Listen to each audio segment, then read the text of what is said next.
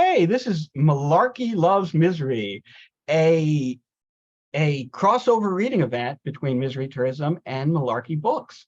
So this is pretty cool. We've been doing a few of these collaborative reading events between Misery Loves Company and different presses, different publications, and they've always been really fun because they bring in readers I've never encountered before, readers I've never seen read before. So yeah, it's always a fun time. And I really appreciate everyone who's come and who's going to share their work tonight. Um, we have about 8 readers, so that should be pretty fun. I'm rambling a little bit here. I'm gonna let O introduce Malarkey Books and say just a tiny little bit about what they do. But before that, Alan, the editor over at Malarkey, mentioned to me before we started that he has created a special discount code for anyone who's attending the reading and would like to buy any of the books mentioned. So if you go to the Malarkey store, and I'll put that link in the chat in just a second here, and use the discount code MISERY, MISERY, all caps, you will get 20% off any books you buy, which is cool. I don't think we've ever had a promotion like that at Misery Loves Company, so that's pretty cool. Anyway, would you like to say a little bit? Hey, so Alan can't be here because he's out in the middle of nowhere and he's got limited internet. But he did just want to say that Malarkey Books is definitely a passion project. It is a small press with one simple mission. It is to publish good books. He doesn't chase trends, don't cater to niche specific interests, just love books. That is the mission statement for Malarkey. That's awesome. That's awesome. I especially love the idea of really putting just the quality of the writing at the forefront. I think not that there's anything wrong with, like, I don't know, so some of the like more novelty themed presses and publications, but it is good to see people who are willing to just say, no, like, this is about great literature, period. Anyway, thank you so much, O, and thank you to Alan for, even though he's not here, for helping to coordinate this thing. Even maybe he'll watch it on YouTube after the fact. Okay, let's get rolling here. Up first tonight is Kat. Kat, it's Giordano, right? Now, Yeah. we had this conversation when we talked for my Substack, and I asked you then how to pronounce your name, and every time I forget, so I forget about that. But anyway, so I apologize for that, rather. But anyway, the floor is yours, Kat. Hey, I'm Kat Giordano. My book coming out through Malarkey is called Thumbsucker, and it's coming out April 1st of next year. So there's no like pre-order link or anything. You can't buy it yet. But please buy everyone else's books because they're all awesome. I am going to read from that book though. And then you'll just have to hold on to the memory for like, how many, 6-7 months. It's cool. It's fine. So this first poem is a little bit old. It's called Anna. It's about this girl that I used to live with, who I was obsessed with in any way, shape, and form you want to like say that. I was a little gay about it, and I was a little bit gender about it, and I didn't really understand it at the time, but now I do. So I really like this poem. And this is called Anna. And that was her name because I'm a huge asshole. Here we go. Anna was so pretty, she took selfies the way most people check email. Anytime she could angle her phone down, click once, and capture something in the upper tier of human. Meanwhile, I would sit there for all 2 hours of the best light in our bedroom just to get one of her outtakes. Holy fuck, was I jealous. Her not big, not small, nothing knows, her red curls wild and not. No friends, I'd sit at the edge of my bed on Fridays while she painted her pout skittle red in the mirror, close reading men's texts for her while she slipped on her tight black onesies and boots, and I'd stare dumbly when she said things like, "Does this look slutty?" Feeling gawky and small and lucky to be asked. Weekday mornings, Anna interned PR or something at the mall, and I'd squint awake to Elle King and her blow dryer, and I'd hit snooze between frames of her shrugging on blazers in every color but black. She left every room in body mist and the fading jingle of her bracelets, and my heart hurt. Like somebody's mom when I was still young enough to find moms wise and cool. She seemed to know things about looking grown up and beautiful, some innate wisdom I had never learned and was too old to be taught. That was all my secret. In the room with her, I'd peel my towel off like nothing, do my eyebrows badly, air dry in the open by the first floor window like I was the same, like I wasn't the nerd girl in a movie before she takes her ponytail down and her glasses off. Then she'd leave and I make myself late for class, taking 40 ugly pictures with her pout and using her flat iron. So that's that one. Hold on, I'm looking through the manuscript, so it's gonna be a little bit janky trying to scroll through all this. The next one is called Creation Myth, and I'm a little bit worried that I've read this at one of these before, but if I have, I think that's okay. Creation Myth. When I was young, I swallowed a cone of light. My stomach hurt and everyone said I was lying. The rest is history, you know, like a dog who swallowed a small toy, got into the glitter. You have to bend and pick out the little bits glimmering in the shit. Every year feels like 7, and I only know a few words, and I only know them in certain tones. You don't know why I do many things, why a noise can be enough to make me dart off to the edge of the yard and stand there all night looking. I'm afraid the light will run out and it will be like dying. I'm afraid of how small I want to be, of what passes now for control. Like a cartoon doing science, pulling a lever so hard it breaks off and the machine runs forever. I will now walk to the store in a tight little shirt. I will be a blurred cutout in the background of some man buying coffee. And if he talks to me, I will say what anyone else would say at a time like this. I will pretend to be a person who is not so great, and I will pretend to be pretending. And I think I've only got one more for you, but it's a long one. There's like a meme that you guys have probably seen people do, like they do it every 2 months, about like submission guidelines for literary journals and how they're all like trying so hard to like differentiate themselves, or they just say like the most batshit things. I'm not gonna say I did it first, but this is like many years old, okay? And so this is before I start seeing these everywhere. So maybe I did do it first.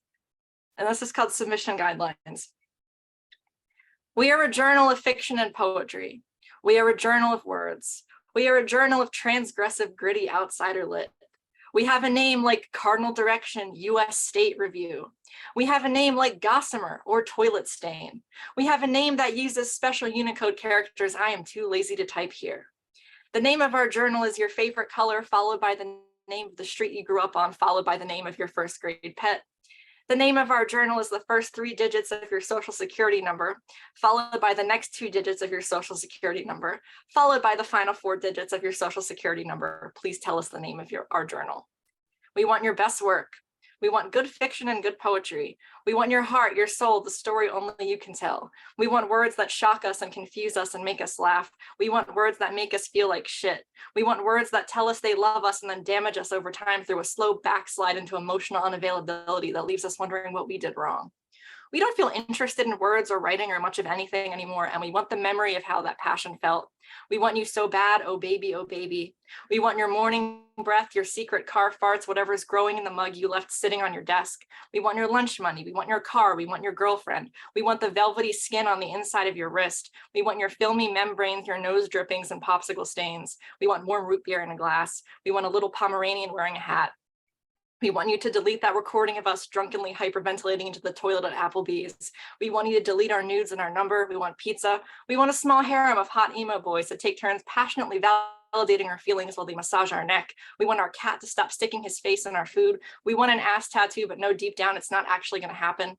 We want a snack, but there's not really anything good in the house. So we just keep opening the fridge over and over until we're desperate enough to eat something less thrilling like a pickle or a slice of cheese. We want something we cannot articulate and don't know where to find, and we will spend the rest of our lives mauling the people we love in vain, trying to claw it out of them. Our time on this earth will be marked by a pattern of fleeting, almost manic highs at the prospect of finally filling the swirling chasm inside of us, followed by crushing and prolonged lows at the recurring realization that such a space can never be filled. We will try everything from drugs to sex to angry rampages to asceticism and punishing solitude and continue to come up empty. Then we will meet someone. That someone will remind us of something we'd forgotten. That person will bring us yellow light that we mistake for fulfillment or God. This person will insist on staying, will rebuff any and all fears until we almost trust their permanence. Then one day we'll be lying in bed beside this person and feel heaviness, the imminent ending, and be crushed at how familiar it seems. The next day they will wake us up before work and kiss our forehead. And something about the way they slide out of the bedroom will catch on one of the loose loops closing our heart, send the whole thing exploding open. In the fallout, we'll feel around for that yellow light from before. We'll know it existed, but only like an idea or a black and white sentence. We won't be able to remember it. That's all I got. Holy shit. Kat, holy shit. Okay. The first two poems were very, very good, and I will talk about them, but the last one was phenomenal. And I love the way that final poem is structured, because it makes the joke. It makes the joke you expect it to make, and it makes that joke well. It's funny. The first third is exactly as funny as it needs to be, but then it transcends the joke. And then it transcends its transcendence of the joke. Like, it's unbelievable, because every time you think this poem has settled into gear and you know what to expect from it, it shifts. And it shifts in a way where, like, I started laughing, and by the end, and I know this is a fucking cliche, but by the end of that poem, when you get to the line, like, about like waking up and leaving the bed and the like cold kiss on the forehead, I had fucking chills. I literally had chills. And it's a phenomenal piece of poetry, Kat. It is. Thank you. Really, You're gonna make really me cry. Thank good. you. I'm sorry. I know I'm going on too long. But it's a phenomenal poem. And the first two were extremely good too. And one thing I really enjoy about your poetry is you have a very astute and very precise way of describing emotional states. Just, oh my gosh, one line from the second poem, if I can find it, and then I'm done. I only know a few words, and I only know them in certain tones. I was like, yeah, I fucking exactly. Like, it's a very precise emotional state that everyone can relate to, described in a way that I've never heard it described before. Anyway, Kat, phenomenal stuff. Thank you so much for reading.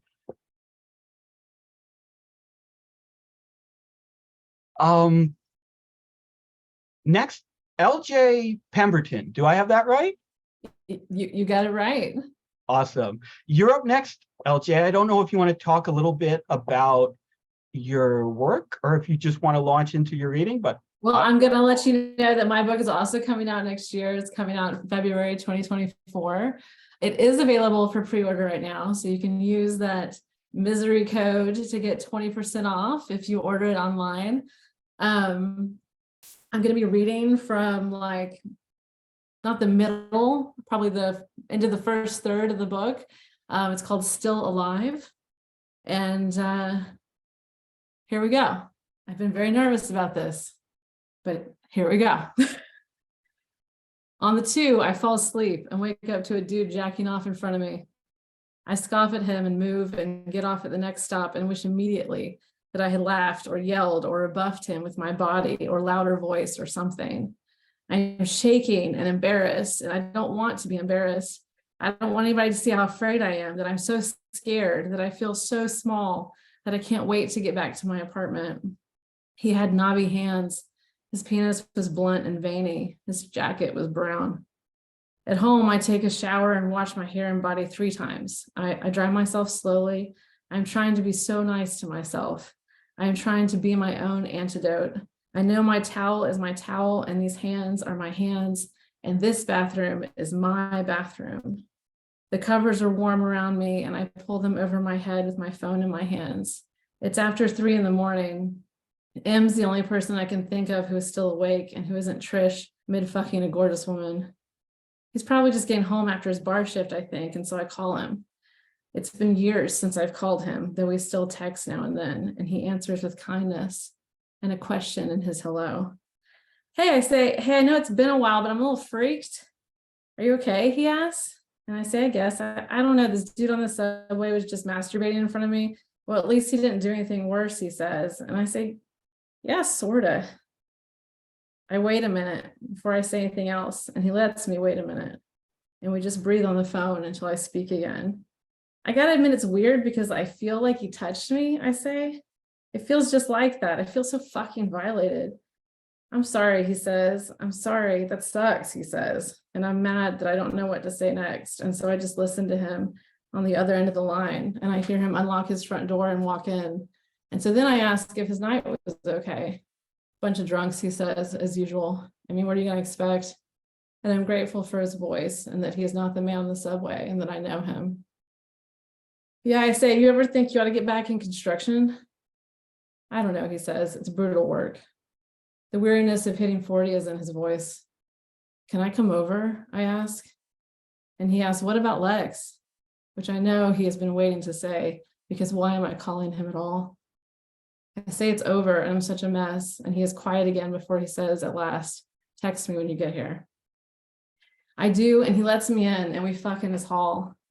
I bite his lower lip, and he grabs the back of my neck and looks at me and says, I'm always missing you. And I say nothing and lean into him. And he thrusts, and I moan, and we slow and then move quickly together before he pulls out, grimacing to calm in my stomach. His semen runs down my body, and I set my foot on the ground. I kiss him. He smiles and traces the line of his cum with his fingers. I go pee and wash up, and then we gather my clothes and disappear into his room. We lie together, and I tell him she's been gone for months. He says nothing. What the fuck is wrong with me? I whisper and hold my hand aloft in front of our ceiling staring faces, and he reaches up and traces the veins on my arm. You still love her is all, he says, and holds my hand and brings it back between us. I am tired and self-conscious, and I know he knows I have no argument. It's not convenient, I say. No, he says, it's not. The next afternoon, we're just waking up, and I rise first and shower and put on my pants and shirt and everything, and it still smells like cigars. He rolls over in bed and watches me dress. I lean over and touch his face and kiss him and tell him I don't want it to be years again between us. And he says, we'll see. I have always been good at lying because the lies I tell are goals I haven't committed to. I miss him even as I leave him, but I never say so because I miss so many people. And sometimes it is hard to tell if that's because I want one of them back or if I want to do over with everyone. Outside his apartment, I take my silly grief into the city. I have labeled it silly because I'm tired of it, and it's easier to admit how sad I am if I call myself a fool. The wind is cold. As I walk south down Broadway, the half-melted snow lines my route in gray, tar-flecked slush. I do not call anyone or text anyone. What can I say anyway? This obsessed wreck of a woman I've become. The patron didn't matter. Lex and I had been lovers and strangers, and I knew about the impasse between us all along, a canyon of mystery. As I walk, a part of me still believes that I can hold on to her, hold out for her. The fates might slam us together. It had happened. It could happen again. She had arrived in my life twice, unexpected. I or the city swirls and my vision blurs. You know, she has such a sparkling laugh, so feminine and disarming from beneath those strong brows. I used to love to tease her and say outrageous things to get her laughing at dinner, beside me on the plane, in our kitchen, on the street, laughing beneath me again and again as I kissed her and touched her. And we rolled until she was above me and I was below, pulling her cunt to my face, slitted and warm on my mouth, rocking her hips. And I would lick in the tangle of her, feeling the quivering of her pelvis as I held her thighs, and she rubbed against my flattened tongue, slow, and then harder and faster, and then crying out above me. We would collapse in the bed with her sleeping and me staring at the back of her head in wonder. This woman in my bed, as though mine. That's it.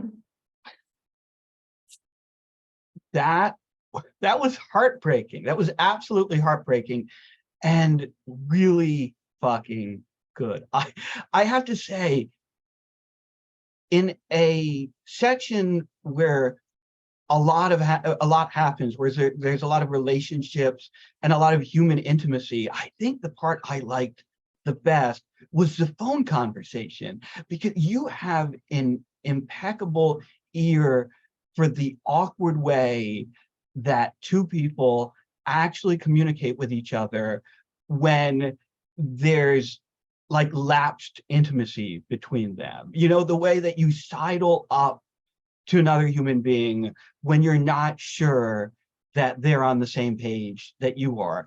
And you do that without like adding like unnecessary explanation in the text. Like this person is feeling that way. Just through the dialogue, just through the precision of the dialogue in that phone call, the reader or the listener can intuit exactly how both of these people feel, even though there's so much restraint in what they're saying. It's just phenomenal. And one other thing I need to mention, and this is a really small detail, but at the end of the moment on the bus, what I love about that moment is you get three details about the voyeur masturbator guy. You get three details about them, two really vivid physical details, and one totally blunt, totally banal detail where it's like you describe his physical appearance and then you say his coat was brown or his jacket was brown. And that is like such a perfect like depiction of the way that we experience like a traumatic and shocking situation. You get this rush of like, you see something horrible and at the same time you see something totally banal and mundane. And like the two things become this like inseparable like sense memory.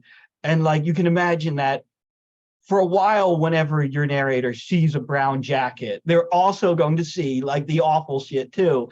Anyway, I'm rambling. It's a really, really good piece, LJ. Thank you so much. That's incredible. I think you're like the ideal reader. You're just, it's very fun to be heard and read by you. Thank you. Well, thank you. Thank you for reading. Thanks. Thank you. So, Roger Valancourt, do I have that right? You do, yes. Roger, you're up next. All right, man, incredible acts to follow. Jeez, just amazing, Kat and LJ. Whew. I'm just going to read from a little book. Came out in December of last year. So you guys are in the future. I'm in the past. So still available though. It's called Unruined, and I'm going to do a little setup for it so this chapter makes some sense. Premise of the book is it's kind of an odd little family, and it starts with a little boy who's not quite 2 years old, and his father dies.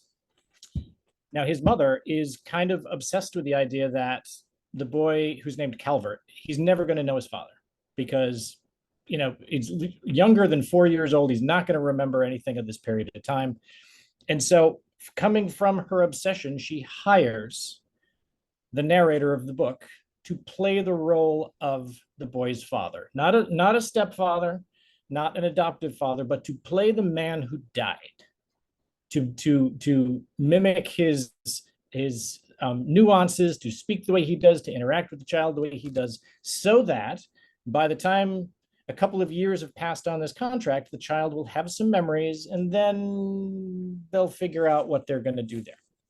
So I'm going to read from chapter 2. Chapter 1 is on the Malarkey website. So if you want to read chapter 1, you can read it there.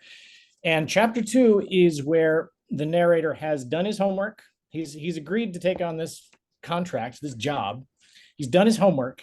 He understands the man who he's supposed to mimic. And this is where he meets the boy. It's the second birthday.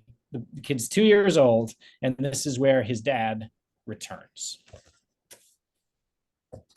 Birthday parties for young children are strange theater.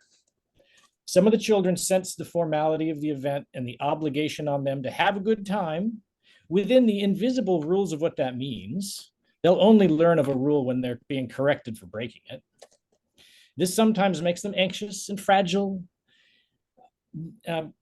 particularly once they encounter the added components of gifts for only one person, and sweets and goodie bags and strange games. There's inevitably shouting and crying, and it can be fraught.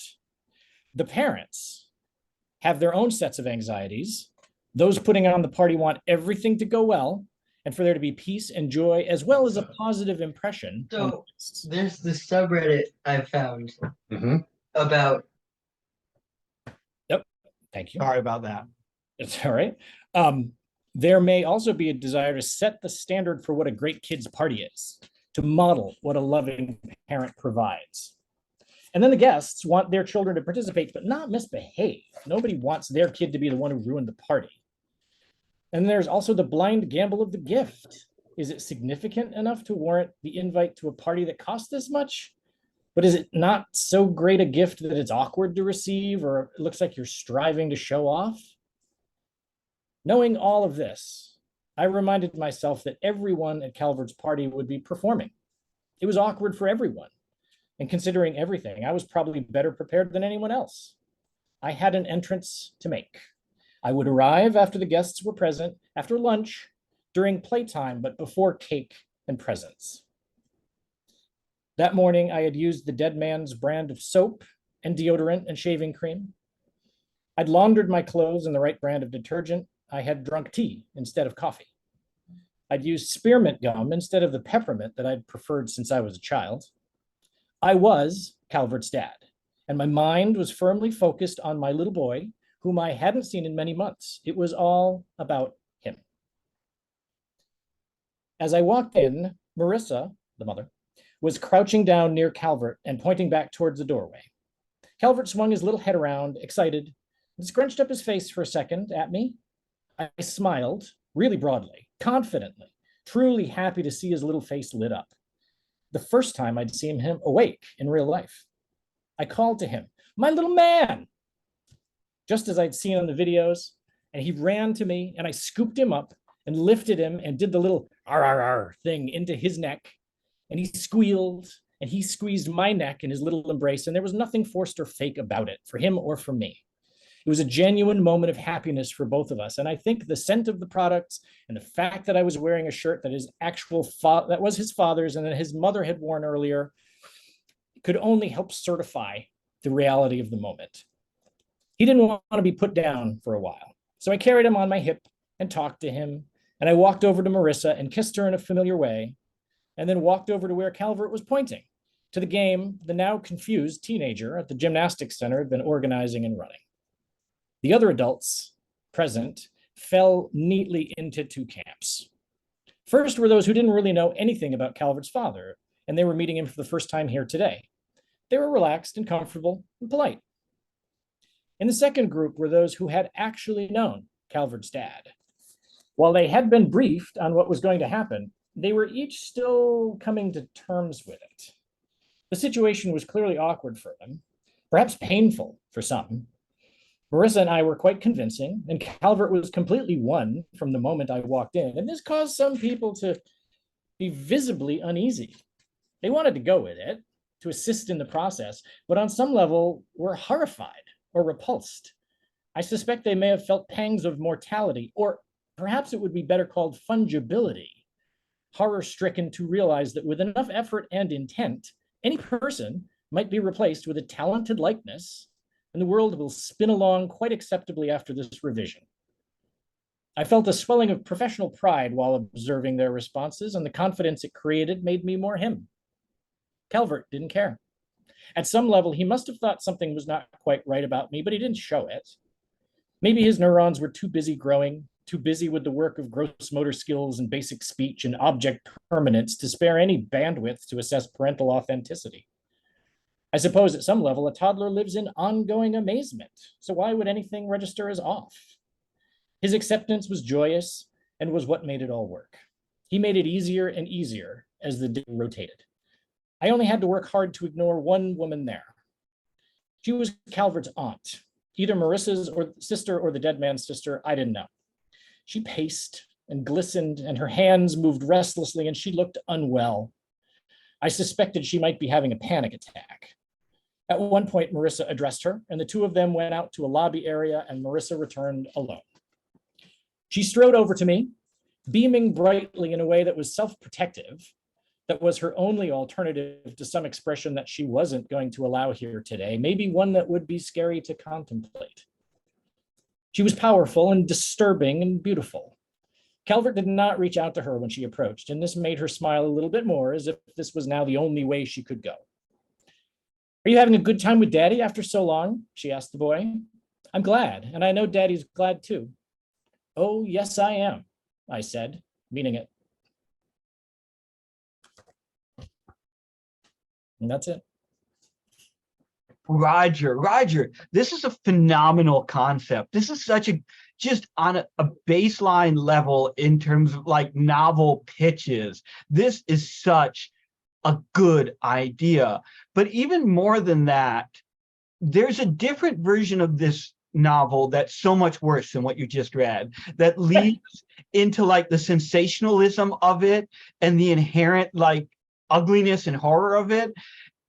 But instead, at least judging by this chapter, what you have is a really astute, like psychological novel where you really get into the details and the processes that your narrator would have to go through to assume someone else's identity. And there's all this subtle like social horror and social awkwardness where like you're viscerally cringing while you're experiencing this, but you're not cringing because like somebody walks over and smacks someone else and says, how dare you like impersonate a dead man or whatever. Like instead, you're cringing at everything that's unsaid, at like the knowledge of what must be going through everyone else's head in this party, and at the way the narrator like like the like subtle vacancy of the narrator where he's hyper aware of all these small details of his behavior, but there's obviously also something missing for him to be able to do this, right? It's just, it's really fucking good. And as someone who like really likes, who's a real huge fan of existential fiction, and especially like existential fiction about social discomfort, I really want to read this book, man. I really want to read this book. Anyway, thank you so much, Roger. William, thank you so much. Wow, great input. Love it. Yeah, thank you. Up next is Ben. Oh, I'm sorry, Ben. I'm going to try my best. Arzate? Is that even remotely close to being right, Ben? Arzate. Arzate. Okay. Thank you, It's Ben. okay, I nobody- apologize about that. The floor is yours. Well, 2 out of 3 isn't bad. Let's see. So, my book from Malarkey Books is Music is Over. It's a sort of bizarro horror novel about a Japanese noise musician who finds himself lost in a mysterious suburb of Tokyo. But I won't be reading from that. First, I'm going to be reading a few poems. These were poems published in Doors Ajar magazine. So if anyone's interested in going to pick up this back issue. This first poem is called Midwestern Graveyard. The body of the future, the junk from the attic, the only copy of the recipe of your favorite dish, the remnants of dreams, a box made from the wood of a tree you once climbed, the missed opportunities, a copy of a book you read as a child whose title you can't remember, and the last drop of hope are all buried in an unmarked grave in the furthest corner of a Midwestern graveyard. This next one is called Online Friends. The massive forward leaps in communication technology means you can now make friends with people on the other side of the world and miss them when they no longer log on to the places where you once communicated online. Let's see. And the last one is called VHS. As the VHS tape degraded each time I rewound it to relive the memories, so too, in my mind, do the images grow hazier each time I replay them behind my eyes, and eventually they will be gone. Okay. And next I'm going to read a short play from my book of plays/hauntologies. This was published by Madness Heart Press. You can get it on Amazon. You can get physical and ebook copies on madnessheart.press, the press's website, or you can also get the ebook version at the website godless.com. Let's see. The play is called Abandoned Theater. The audience is gathered on a stage in an empty theater, preferably one that has been abandoned for a long time. The audience stands and observes the seating area for a duration of anywhere from 10 minutes to the death of everyone in the audience. At the end, a heavily distorted recording of cheering, whistling, and applause plays. And I want to read the beginning scene of my next novel, Saturday Morning Mind Control. The Running McNutt.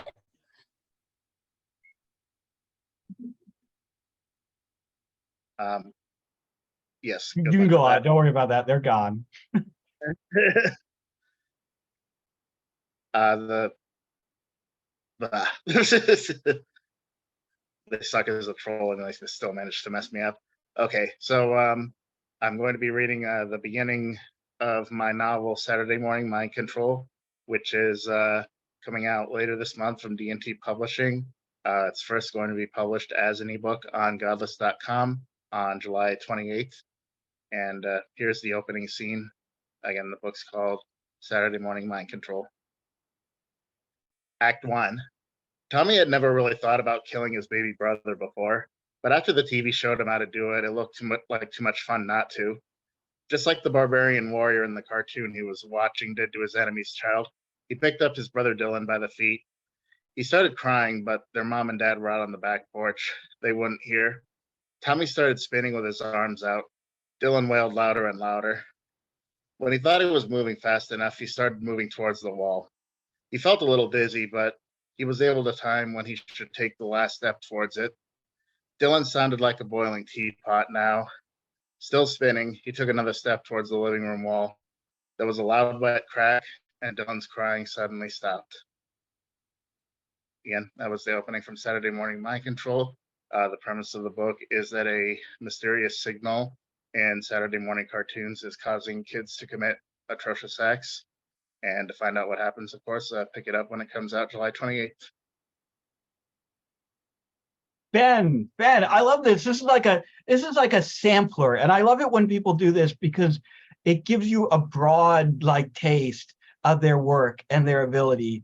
And I really enjoyed everything you read. There's like a real, like wonderfully haunting quality to all of it, but also like a real novelty too. Like everything is so you read was so inventive. I love the online friends poem because big fucking mood, basically, because that's an experience I've had many times in my adult life.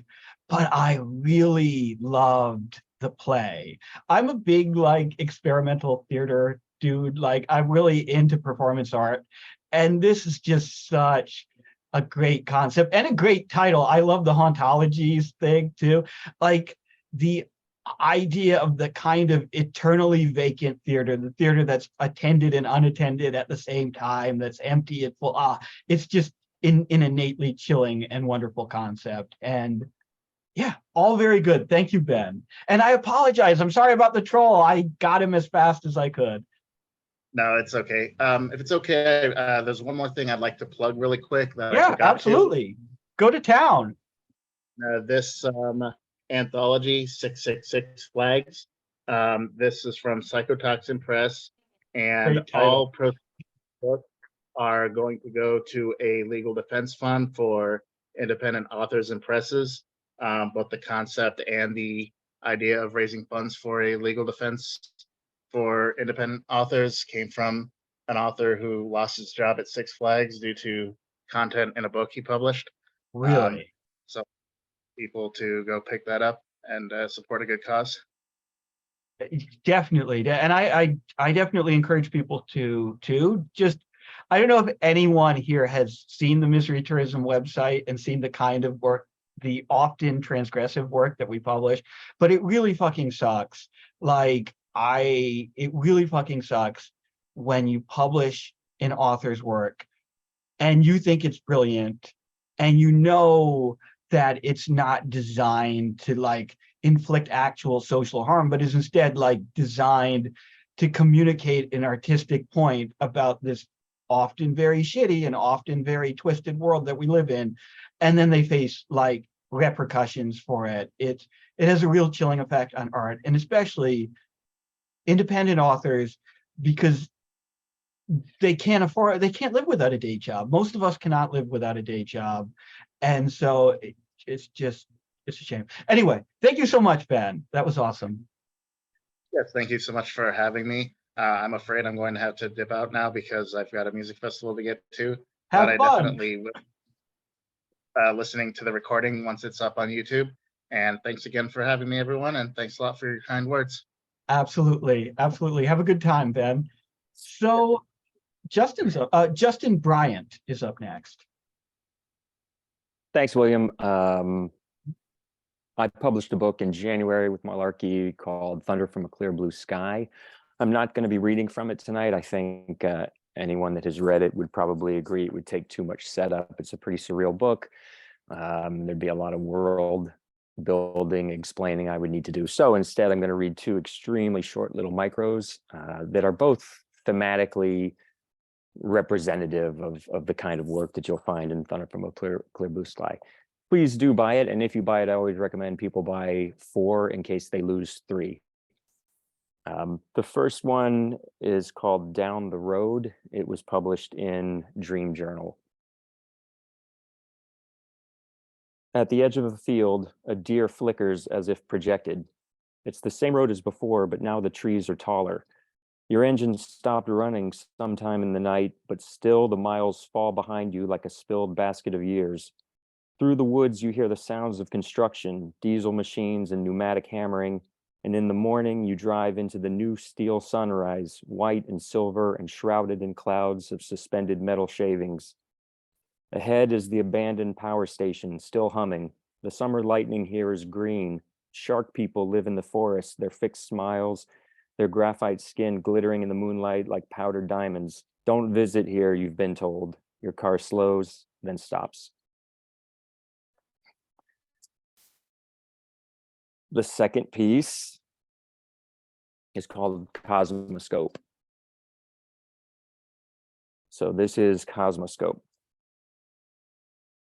That was the summer we found the Cosmoscope hidden in Dr. Chandra's barn. You dipped your head in it and laughed. Every day after, you glowed a little brighter and we orbited you a little closer. That was the summer of lightning without thunder, blue-white swords flashing silently from just over the horizon, almost like they're sending us a signal, you said, like it's time. Something happened in the night sky that summer. The adults never talked about it, but everyone saw the bright blue spot that kept growing. I have to show you something, you said. You held open your hand and I saw the tiny swirling galaxy there just under your skin. It's our secret, you said, but soon everyone knew. We tried to pretend nothing had changed, tried to play bike tag like always, and run in the forest and chase fireflies under the moon. We tried to pretend your feet still touched the ground. I saw you the last time you came out of Dr. Chandra's barn. I saw the radiance of you, the luminosity, the color. I reached out, but you were already above me, rising like a curtain of aurora. I see you up there sometimes, if the skies are clear enough, and the night is still and quiet and dark, the moon resting somewhere in a forest lake all these years later. That was the summer we cut open a golf ball and burned our names into pine bark with a magnifying glass and lay on our backs in a field and watched the meteor shower. You dipped your head into the Cosmoscope and I threw a baseball into the lake, watched you both float away forever. That's it. Justin, those were phenomenal. Surrealism is tricky because for surrealist work to really work, it has to do 2 things at once, right? It has to, on the one hand, yes, it has to feel like it exists in a totally alien and unfamiliar reality, but it also has to connect to real, deeply felt human emotion. And both of these pieces do that incredibly well. I love the first piece because you managed to concoct a completely surreal and alien landscape that still perfectly captures the experience of driving at night through a place that you haven't been, and that weird sense of wonder that you experience on a long car trip, especially as a child. And both of these pieces are really remarkable in the way that they capture that sense of childhood wonder and possibility and follow that kind of logic. But that experience of going down a road at night when it's dark and when everything looks distorted and feels distorted, doesn't feel like it comes from this reality, doesn't feel familiar, even if it is familiar, you capture that perfectly, but using language that's completely unexpected, completely alien, and it's just these are two very beautiful pieces, Justin, and I really dig them. Thank you. Thank you, William. Glad you liked them. Thanks so much. Yeah, thanks so much for reading. And Sheldon Burney, do I have that right? Sheldon Burney is up next. You got it. I Awesome. want to say thanks right away to William and the Misery Loves Company crew for putting this on. I've seen your events on Twitter for years, and my kids and I often do a movie night right now, so have never been able to attend. They're at Boston Pizza with their grandparents right now, so I'm pretty fired up to be here. And I'm going to read a short piece, which is in the book that Malarkey's got coming out in the fall, but it's also the guys from Back Patio published it a couple years ago, and I'm real fired up they did, because it's one that I really like, and hopefully you will too. Send it out to my neighbor Gord, who always keeps the front lane snowblowed in the wintertime. This one's called Gord's Still Right Pissed. So motherfucker tossed a 10-pin bowling ball through Gord's windshield by mistake there, August long weekend. I mean, motherfucker had every intention of throwing it through the windshield. Only Gord's Aerostar wasn't the intended target. Oh yeah, motherfucker had been drinking. Everybody was. Long weekend and all. No excuse, but what are you gonna do? Motherfucker figured Buddy was stepping out with his ex. Probably was, but she's free to do what she wants, right? Live, laugh, love, eh? So Buddy says something and motherfucker goes off. Fucking right off, bud. Someone kept him from fighting right there out front of the inn. Sent motherfucker packing one way and Buddy stumbling back into the bar, thank Christ, or who knows what would have happened. Remember last time? Anyways, motherfucker fucks off, only he's back an hour later with a bowling ball. I don't know where he got it, no idea, don't want to know. Gord, he was sleeping, passed out hard at the time. Shitty news to wake up to, no fucking doubt. He's insured though, sure, but your deductible's right fucked there. Never mind explaining to insurance why motherfucker put a 10-pin bowling ball through your windshield and all. Gord's still right pissed about it. Oh yeah, big time. That's me. Thank you, friends.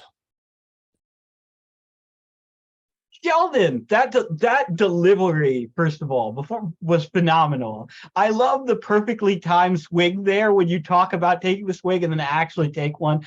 But setting aside your delivery, which was perfectly suited for the piece, I really love the way this piece is written, because your ear for the way that people talk, that almost like Coen Brothers-esque like perfection in terms of like the way that, not what someone intends to say, but what they actually say. Like, not the words they think they're saying in their head, the like false eloquence of imagination, but the words that people actually use to communicate, and the cadence of that, and the like repeated words. I love the motherfucker fucks off, right? Because that, like, just the cadence of that and the reality of that and the repetition of words like buddy, those, like, you kind of rendered language, you like shaved the language down to just the intrusive tics,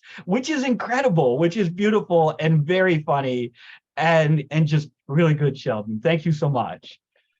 Thank you, man. Yeah. And hopefully you'll be able to make it back to Misery Tourism someday. Just keep giving the kids pizza. Just keep sending them out to pizza with the grandparents. Grandparents got to start pulling their weight Friday nights. That's all I got. Hell yeah. Thanks, man. Matthew Muller is up next. Did I get that right? It's supposed to have like a little umlaut over the U, so it's Mueller, but Mueller? Okay, I'm sorry about that. Matthew Mueller is up next. All right, thank you. So my book is coming out next year as well, and there's no pre-order link or anything else. So I'm just going to read a little bit of a story here. I won't be able to read the whole thing, so I'll stop at some point if it starts to feel like it's getting too long. So this is called Eat Me, and it's not like eat me. It's more like, well, you'll see. To bite me, to take little pieces of me whenever they felt like it. Right at the end of family dinner one night, for example, my older brother took my hand, lifted the pinky to his mouth, slobbered it up a little, and then just bit it off, ripped it right from the socket. People were always doing that to me, just taking what they wanted without asking, as if I had a blinking sign over my head that said, eat me. But did anyone ever think about what it was like for me to get eaten? To sit around afterward with only the dark little hole of my wound where the pinky had been? Why don't you all ever eat anyone else? I yelled at my family finally, my brother sucking the bone of my pinky clean. I was so sick of it, but they just laughed and waved me off, as if that wasn't even true that I was the most eaten person. You're just the sweetest one, my mother said to console me. Plus, just the perfect kind of pudgy, my older brother said, so biteable. Arr, he said and bit into the tight area of my triceps.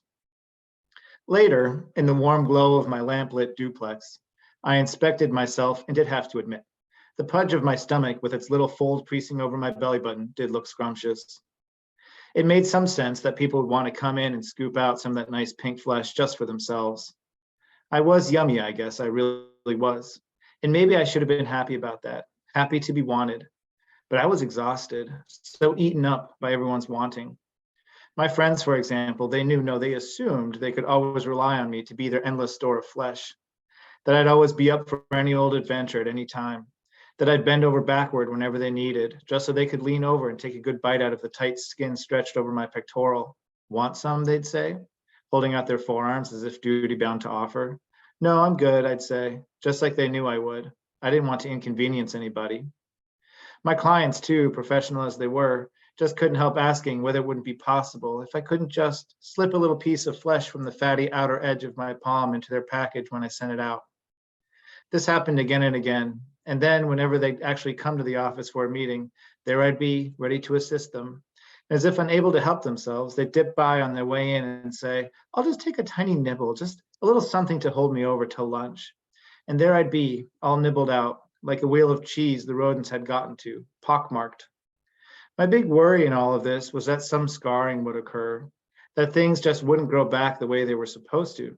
There were only so many times that someone could chomp off my pinky or come and nibble on that fatty flesh roll under my belly button without it leaving a mark. Plus, I began to feel that I was already half chewed off, a partly eaten apple core, a donut leaking cherry jelly. I was worried that I would be permanently damaged and the full me would never grow back. I had seen it in some of the older people, in my grandfather, that skinny man, who was mostly bones in the end, as if he had stopped eating so that people wouldn't take any more from him. His skin, when he took his shirt off one summer at the lake, it was mottled with scars. And then there were those mothers and fathers at the beach half carved away in their swimsuits, their kids gleefully ripping flecks of their flesh from their sides whenever they felt like it, much as they swatted them away. It wasn't like they were ever the same after that, those parents. But there was my friend Wendy, who ate and invited just about anybody to come over and nibble on her, I swear. I did it too, more often than I should admit. A big bite from her round breast would last me months. And another from her lovely shoulder got me through an especially difficult time.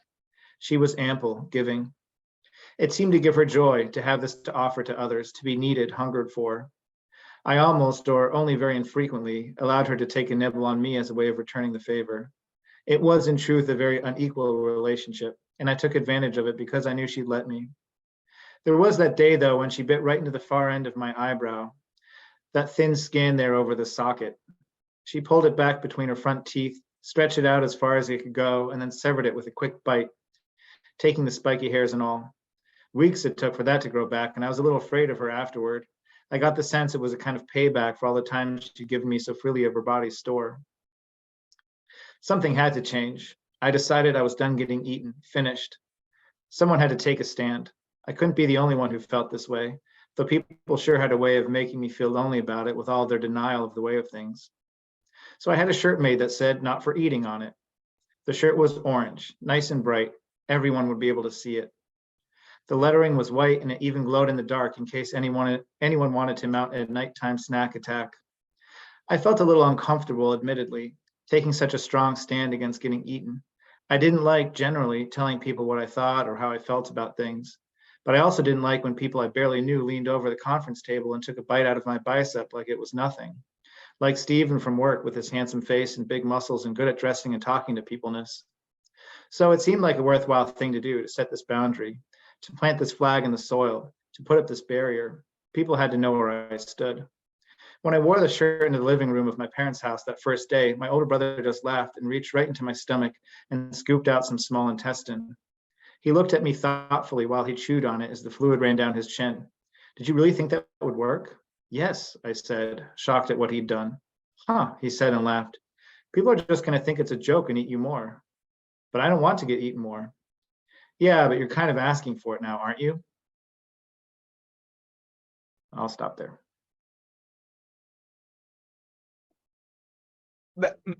Excuse me, Matthew, holy shit, Matthew.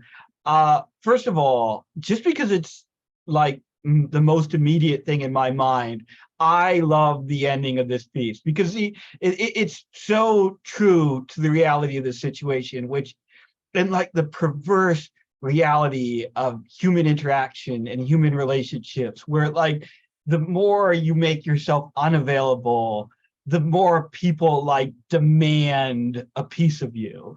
And so that was just the perfect ending for what I think is a perfectly constructed story, because first of all, this really resonated with me emotionally. Like, this is a piece that like really caught me right where I am at, like, in my life recently. That weird, like, the weird way, I think people have a tendency to imagine that human relationships are fundamentally symbiotic, or that they're predatory in a fundamentally one-sided way. But this really gets at the heart of how like human relationships often feel, to me anyway, where it's like just leading in and taking a bite of another human being with like minimal, because you're hungry, right? It's that like way that we're constantly like turning to other people for satiation and gratification, with this kind of complete obliviousness to how they might perceive it, to what obviously must be a painful experience for them, right? And the way that you've rendered this, the conceit that you've used to render that like deep and I think universally felt human truth is so good. Because even setting aside the real emotional level on which this works, just as a story, as a piece of fiction, this is so compelling, in no small part because the details are so fucking gross. Because you've done such a good job at making us feel every bite and wince at every terrible morsel of flesh that gets torn away in this piece. Anyway, it's so good, Matthew. Thank you so much. Thank you. I appreciate it. And Kat, I agree. So up last, I believe, unless I forgot someone, and if I did, please let me know. But closing out the night is All right. All right. So I'm actually really, right before I started, I just wanted to say that I'm really glad that we managed to get a Malarkey reading together, and thank you so much for agreeing to host it. I'm going to be reading from my most recent book, which is Backmask. It is out on Malarkey. It came out this month. This is the first time I'm going to be reading from it. And so Backmask is a fictional account of how backmasking was invented. If you don't know what backmasking is, it is a conspiracy theory that says that the music industry hid backwards messages in certain songs to control people's minds, kind of like Saturday morning mind control. And it takes place in the early 60s. So obviously there's going to be a little MK Ultra in it. And so I decided to read the part with a little MK Ultra. As you can tell, it is the dead center of the book. So if that's what you wanted to hear, I'm getting right to the good part. For some background, the secretary of the music producer that the story is about is going to go do some LSD testing. You must be Valerie Chill, the doctor said, giving her hand a limp shake. I've read your file. You mustn't be too surprised if I mention events from your past. Your current psychiatrist was the student of a colleague I went to school with. Do you like speaking with him? Yeah. Wonderful. He led her to a seat. Have you ever participated in a drug study before? No. Well, it's fairly simple. We'll monitor the effects you report while you're under its influence. All you'll need to do is communicate to whomever is recording your reaction. You'll let them know if you need water or cigarettes or anything else. We'll let some of our test subjects have pencils and paper if they feel moved to draw, although we'll be keeping anything you create for our files. I understand that you've had some experience with psychiatric drugs before. Librium, I believe that's a new anxiety medication. Is that correct? Yeah. Well, don't feel anxious, Miss Jill. You're in good hands. Previous test subjects have reported very different experiences than those of Librium or other anxiety drugs. It isn't an anti-anxiety medication after all. So is it a stimulant, she asked? No, dear, not a stimulant, though it has similar qualities of a stimulant. For example, it has a very long lifespan within the body and a prolonged effect on the mind. Each session is projected to last the span of a typical workday, but we are fully prepared to pay you for any time spent beyond a typical 8-hour shift. Is that amenable to you? Sure, but how long is the study? Typically, our patients remain with us for a period of 30 days, but we will let you know if we need you for longer. And what are the effects? The doctor gave her a tight-lipped smile. I'm afraid I can't give you any more details, my dear. The results are so different in each case that I might give you false expectations if I tried to prepare you. I can only assure you you're in the most capable hands and the finest company. This drug has gone through the most stringent tests the US government has to offer, and some of the brightest minds in our nation's military have provided their own case studies. He motioned for her to rise and led her from the office to a room in the clinical trial wing, where they walked up to a clean white door with a small window. The doctor unlocked it to reveal a bunk bed in one corner of the room, along with a low table and many pillows. It almost looked like a child's playroom. This is your study administrator, Dr. Roger Sheffield, the doctor said, indicating the door behind them. Another man had entered, rifling through papers on a clipboard. He had square glasses and hair combed down around his temples with a slight tuft on top. He took a seat at one end of the table in front of a large tape recorder and an intercom. The first doctor pointed to each instrument on the table. For recording purposes and intercom to assist you if you need anything. Pretty straightforward, isn't it? Dr. Sheffield asked, smiling. He pressed a button on the tape recorder, and with a click, the tapes began to turn. A small whirring noise emanated from the machine as the doctor removed a small case from his pocket. Inside were clamps to hold needle points, syringes, plungers, and vials of chemical solution. First, he took a rubber tourniquet and wrapped it around Chill's bare bicep. As the rubber tightened, he assembled the syringe with swift practice motions, then filled it from the vial. The initial dose is 100 milligrams. Patient is a woman in her late 20s, unmarried. She is 5 feet tall, petite build. Roll up your sleeve, will you, miss? Administering Miss Chill's first dosage, the doctor said into the receiver. He stretched the skin of her arm with his thumb and forefinger to better reveal the vein in the crook of her arm and carefully slid the hypodermic through. With a twitch of his hand, he broke the seal of the tourniquet, withdrew the syringe, disassembled it, and placed it in a small dish with the syringe kit. He glanced at the clock overhead. Initial dose was injected at 9:15 a.m., he said. A nurse entered and removed the dish, syringe and all.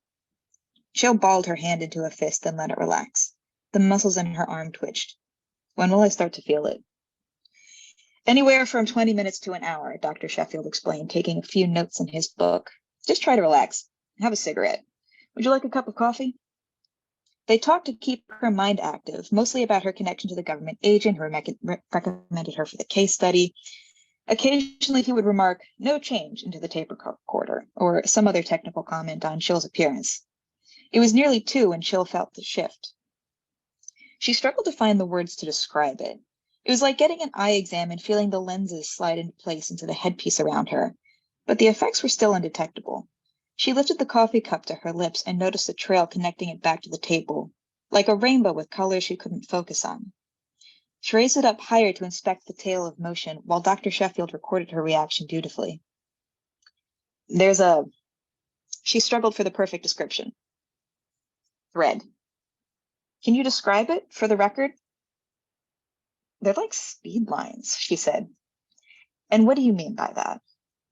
She tried to look directly at him, but found it difficult to focus on him with all the swirls of light surrounding his head. It's a bit like having the spins, but instead of feeling blurry, my vision is clear as a bell. The time now is 9:55, Sheffield said into the recorder. Patient seems to be showing a strong reaction to the compound. Pupils are fully dilated, coherence failing rapidly. Hey, she began, then paused. She felt as if the situation called for her to defend herself as a means of showing she was engaged in conversation. It would be funny to respond as if she was offended, and not only was it enjoyable to make others laugh, but it relaxed them and promoted more meaningful conversation. She wondered if there had ever been a time when she didn't try to make conversation. If not, the catalyst for this discovery was the mysterious new wonder drug, therefore rendering her far from incoherent. She chuckled. She couldn't remember if she'd said the joke out loud or only thought it, but it would be interesting to perform her own experiment on herself and see how long she could go without saying anything. "It's so funny," Sheffield asked. She almost answered, but caught herself and laughed again. "All right, don't tell me." The world seemed cast in completely new colors. She looked back down, hoping to retreat into the mundanity of her lap, but the colors had encroached there too. She couldn't focus on them well enough to identify them. They shifted like light reflecting on water, turning blue and green and red and yellow as the invisible fabric of reality rippled. The only way to gauge them was by temperature.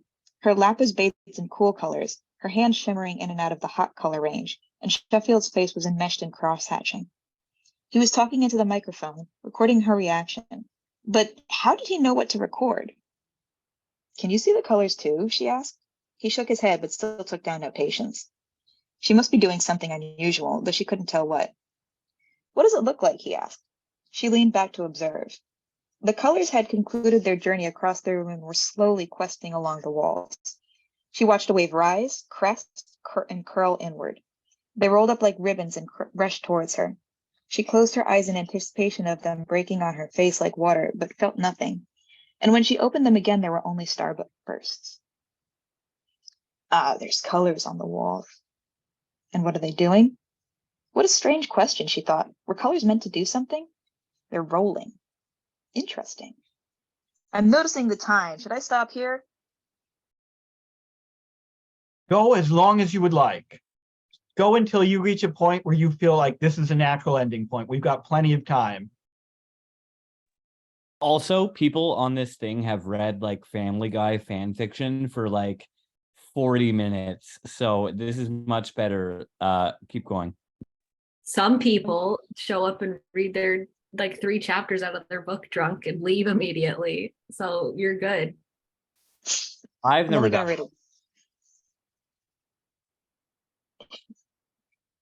read a little bit more. She lit another cigarette. The psychological effect of the drug was really fascinating. She was both hyper-energized and frozen in place, like someone was holding a fork in an electrical socket. She needed to get up and pace and yet couldn't.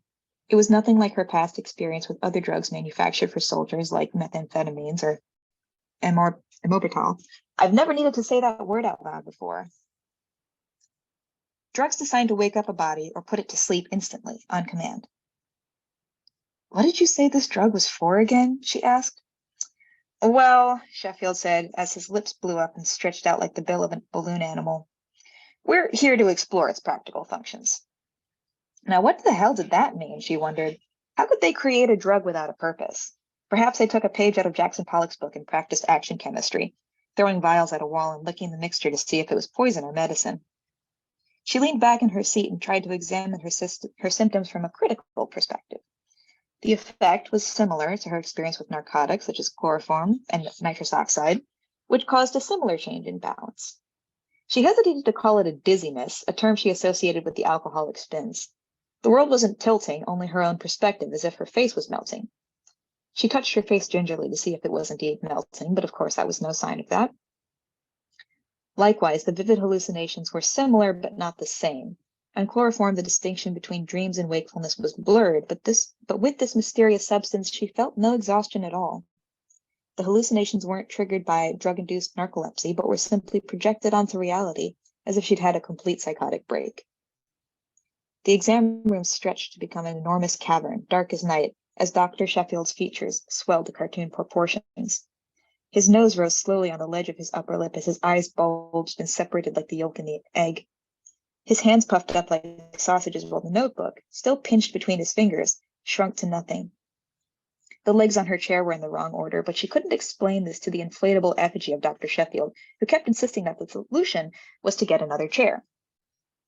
Her goal wasn't to fix the problem, but to observe the M.C. Escher-like effect of sitting on a cube as if it was a flat surface. It was a marvel of physics. She attempted to draw it for him, but abandoned the pursuit and opted instead to lie in the bunk bed and study the phenomenon herself. You ought to be paying me more if you can't be bothered to notice these things for yourself, she muttered, struggling to focus her attention on the chair. But of course, this was impossible, as it was shifting too fast for her to focus on. When she recognized the symbol, it was forming, her eyes bulged. It was turning into interlocking Gnostic wheels of fire spinning wildly across the empty black room.